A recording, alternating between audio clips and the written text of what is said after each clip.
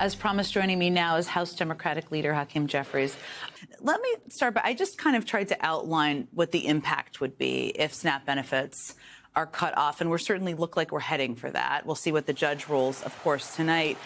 I want to start by asking you about the human impact. I showed some video of a long line at a food bank out in Arizona, in Phoenix, Arizona. There are lines like that all across the country. I know you're hearing from members, you're paying attention to districts. Help people understand what the human impact is right now, what you're anticipating. Yeah, it's extraordinary that Donald Trump and Republicans are threatening to cut off SNAP benefits to 42 million Americans, including 16 million children, 8 million seniors, and over 1 million veterans.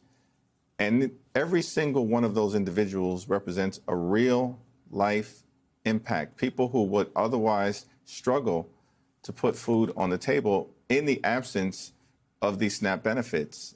And there's absolutely no justification for Donald Trump and the Republicans to withhold SNAP.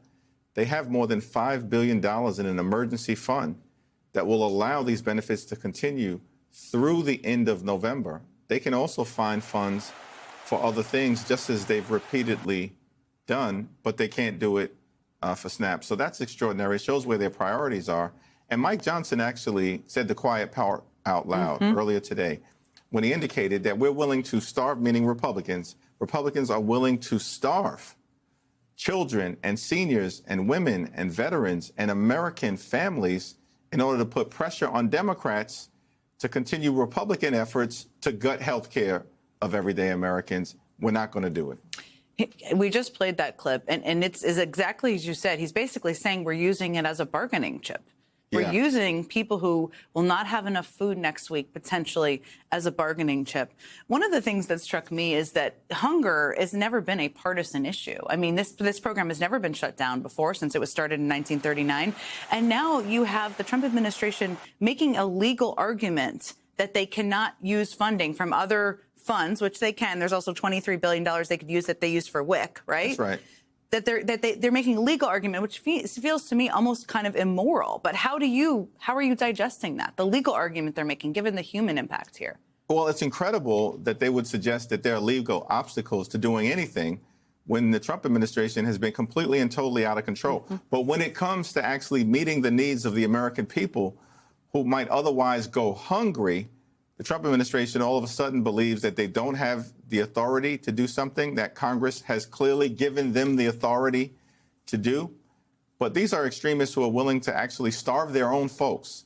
One of the 5 states that would be most impacted if SNAP benefits are cut off is Louisiana, the home state of both Speaker Mike Johnson and Majority Leader Steve Scalise, but they could care less. After all, these are individuals who led the effort to pass the one big ugly bill that enacted the largest cut to Medicaid in American history, which is part of the reason why we have this health care crisis. But in that bill, they also cut $186 billion from SNAP, the largest cut to nutritional assistance in American history, which is one of the reasons why this hunger issue is not going away. And we're going to have to grapple with it as part of reversing these Republican policies that are doing great damage to everyday Americans. We're waiting for this judge's ruling, and she seemed to indicate that she thinks their argument is absurd. Do you have a good understanding, if she rules that they have to move forward with it, what the implementation of that could look like? Could that be implemented before November 1st, or it wouldn't be that quick? Yeah, it absolutely should be implemented by November 1st because the money is available, and it's just a question of the administration doing what the law requires it to do. In other words, the extraordinary action is Donald Trump and Republicans stopping the benefits from flowing to millions of people all across the country.